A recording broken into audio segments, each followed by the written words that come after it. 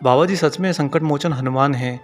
ये मैं ही नहीं कहता बल्कि आज के इस वीडियो की अनोखी घटना आपको पूर्ण रूप से प्रमाणित कर देगी कि बाबा नीमकंठ महाराज जी कोई और नहीं, संकट मोचन वीर पवन पुत्र हनुमान ही हैं।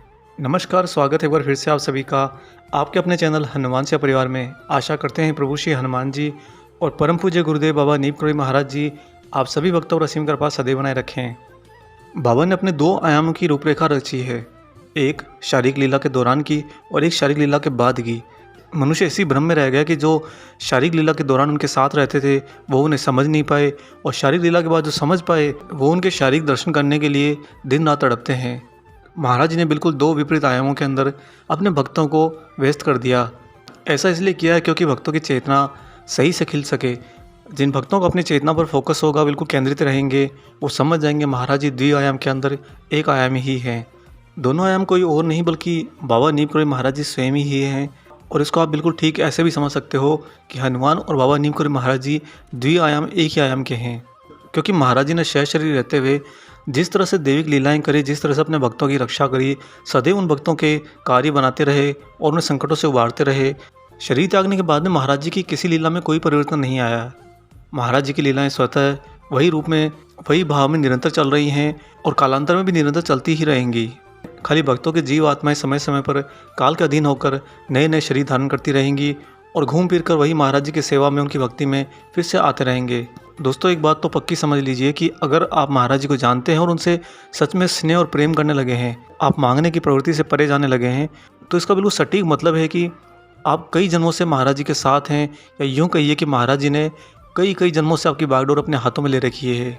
यह होता कैसे है कि अगर आपने इस जन्म में कुछ गलत कर्म किए हों या कहीं भटक गए हों या आपने अत्यधिक धूलित कर्म कर लिए हों, और अगर इन कर्मों में से कोई कर्मों का अंश आपके आत्मा के साथ उसकी यात्रा पर जाने के लिए ब्रह्मांड उसको उपयुक्त समझता है, तो आपको अगले जन्म के अंदर उतना समय उन कर्मों के साथ बिताना पड़ेगा। उसके बाद ही महाराज जी का फिर से आपसे मिलन होगा, आपकी चेतना आपके हृदय में फिर से, उसके बाद ही महाराज जी स्थान धारण करेंगे।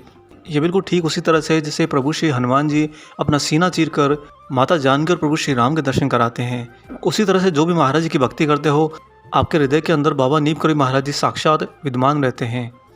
जैसे कि जब आप महाराज जी को ध्याते हैं, उनकी भक्ति करते हैं, और उसी सफ़र के दौरान कभी आपके जीवन में संकट आता है और आप संकट के अंदर पहले तो प्रयत्न करते हैं, और जब प्रयत्नों से हार जाते हैं तो आप अंदर अंदर जब उलझते हैं कि मैं क्या करूं, तभी अंदर से एक आवाज़ आती है, महाराज जी से कहो। क्या आप जानते हैं कि आवाज़ कौन देता है? ये आवाज़ किसी और की नहीं बल्कि आपके ही अंदर विद्यमान बाबा नीमकंठ महाराज जी के सूक्ष्म अंश की होती है। आप उन्हीं की प्रेरणा से उनसे समाधान पूछते हो और वो आपको ऐसे प्रयत्नों की ओर निर्देशित कर देते हैं जहाँ पर वास्तव में आपके संकटों का समाधान होता है। यह हनुमान जी का प्रभु श्री राम के प्रति अथाह प्रेम का दूसरा उदाहरण है दोस्तों, क्योंकि जिस तरह से हनुमान जी अपने हृदय में प्रभु श्री राम माता जानकी को सदैव समाये रहते हैं, उसी तरह से हर भक्त जो महाराज जी को जाता है, महाराज जी उसके भी हृदय के अंदर ठीक बिल्कुल उसी तरह से विद्यमान रहते हैं। आज आपको महाराज जी के संकट मोचन वीर हनुमान होने का बिल्कुल सटीक उदाहरण वाली सत्य घटना सुनाएंगे, जिसको सुनने के बाद आप यही कहेंगे, जय हो महाराज जी, आपकी सदा ही जय हो। दोस्तों, इससे पहले हम आगे बढ़ें, आपसे यहाँ पर एक छोटी सी गुजारिश करते हैं, और इसके साथ हम ये भी कहेंगे कि इस वीडियो को आप ज़्यादा से ज़्यादा शेयर भी किया कीजिए। जो भी वीडियो देख रहे हैं, कम से कम आप 20 से 25 लोगों को इस वीडियो को तुरंत शेयर कीजिए, ताकि ज़्यादा से ज़्यादा लोगों तक ये वीडियो पहुँचे। आइए अब सीधा ले चलते हैं आपको महाराज जी की, हनुमान जी की लीला भरी सत्य घटना पर। दोस्तों, एक अवसर पर महाराज जी ऋषिकेश में स्थित वीरभद्र धाम भी पहुंच गए। उस समय बाबा बिल्कुल अलग ही निराली वेशभूषा में थे। पूरी वेशभूषा बदली हुई थी, सिर पर पगड़ी बांधे थे और शरीर पर चोला था। तब उन दिनों वीरभद्र धाम निर्माण के दौर से गुजर रहा था, और इसी कारण से वहाँ पर आवासीय भवन नहीं बने थे। सभी के रहने के लिए टेंट की व्यवस्था करी हुई थी, और ये जो धाम बन रहा था श्री सिद्धि माँ के मार्गदर्शन में ही बन रहा था। क्योंकि जब इस धाम का निर्माण कार्य चल रहा था, तब कुछ विरोधी तत्व वहाँ पर सक्रिय हो गए थे, जो नहीं चाहते थे कि इस भूमि पर हनुमान जी का धाम बने।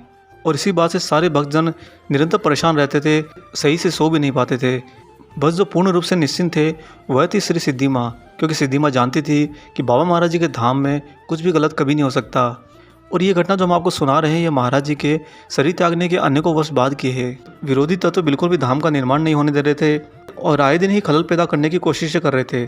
तब श्री जीवंती माँ के आदेश से सारे भक्तजन जो भी वहाँ पर मौजूद थे, वे सभी हनुमान जी से प्रार्थना करने लगे और दिन रात हनुमान जी की स्तुति बजते, पवन तने बल पवन समाना, बुद्धि विवेक विज्ञान निधाना, या फिर कौन सा काज कठिन जग माही, जो नहीं होए तात तुम पाही।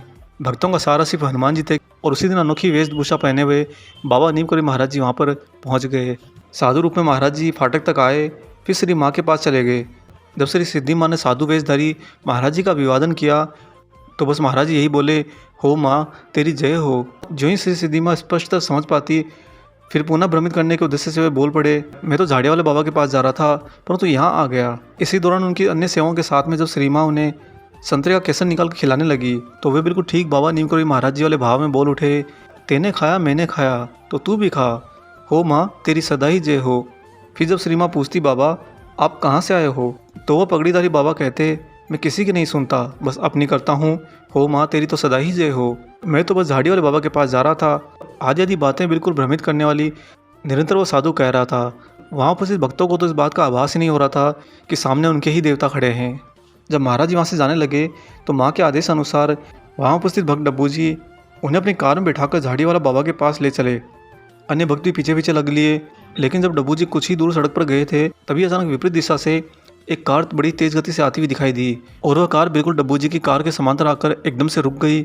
और जो साधु उनकी कार में बैठे थे वे लपक कर उतर कर उस सामने वाली कार में बैठ गए और जिस गति से वो कार आई थी उसी गति से वो कार वापस चली गई। किसी को कुछ भी सोचने समझने का एक क्षण भी नहीं मिला। बस अवाक से मुंह खुले हुए सभी एक दूसरे को ताक रहे थे। श्री सिद्धि माँ तो बिल्कुल भली बात ही समझ गई थी कि बाबा नीमकंठ महाराज जी स्वयं ही अपने अद्वैत रूप में, अपने दिव्य रूप में आए हैं। और दोस्तों, जिस दिन उन साधु भेष में महाराज जी का आगमन हुआ था उनके अगले दिन से वो विरोधी तत्व जो दिन रात आकर परेशान करते थे न जाने कहाँ चले गए और पलट कर कभी उस धाम की ओर नहीं आए और धाम का काम आगे सुचारू रूप से चलता गया। जल्द ही सभी बाधाएं दूर हो गई और आश्रम बनकर पूर्ण रूप से तैयार भी हो गया। जो भक्त वहाँ से लौट कर आए थे उन्होंने एक ही बात अन्य भक्तों से साझा करी कि जो उस दिन साधु आया था, अगर उस साधु को देखते हुए आंखें बंद कर लो तो आपकी आत्मा आपको 100% ये प्रमाणित करेगी कि सामने महाराज जी खड़े हैं। क्योंकि डील डोल हाव भाव और बड़ी विचित्र गूढ़ भाषा महाराज जी के जैसी बिल्कुल ठीक वैसे ही वो साधु कर रहे थे। और उनका आना और विशेष रूप से सिद्धि माँ को बार बार ये कहना कि हो माँ तेरी सदा ही जय हो, जिसका अभिप्राय यह है कि संकट मोचन हनुमान जी के रहते श्री सिद्धि माँ, जिन्हें महाराज जी कात्यायनी देवी का अवतार भी कहते हैं, उनके मार्गदर्शन में भला कोई महाराज जी के धाम का क्या बिगाड़ सकता है। महाराज जी के धाम का तो छोड़िए, संकट मोचन के रहते हुए महाराज जी के भक्तों का भी कोई कुछ नहीं बिगाड़ सकता। और दोस्तों, ये बात महाराज जी ने स्वयं अपने एक भक्त से कही थी कि तुम्हें इस जीवन में कोई चिंता करने की आवश्यकता नहीं है, क्योंकि तुम्हारा इस जीवन के अंदर, मनुष्य जीवन के अंदर कोई भी कुछ भी नहीं बिगाड़ सकता। करुणा निधान परम दयालु प्रेम में बाबा नीमकंठ महाराज जी का दूसरा स्वरूप भी है संकट मोचन वीर पवन पुत्र हनुमान का। अतः बिल्कुल निश्चिंत रहिए कि जीवन में आपके चाहे कैसी भी विपदाएं आए, परेशानियां आए, सबके सामने हनुमान जी खड़े हैं और हनुमान जी के सामने कोई खड़ा नहीं हो सकता। आशा करते हैं आज का अलौकिक प्रसंग आपको पसंद आया हो।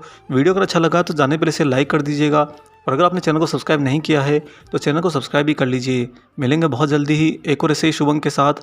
तब तक अपना और अपने माता पिता का संपूर्ण ख्याल रखिए और परम प्रभु श्री राम जी का निरंतर गुणगान करते हुए बाबा हनुमान और बाबा नीमकंठ महाराज जी की निस्वार्थ होकर सेवा करते रहिए। जय सिया राम।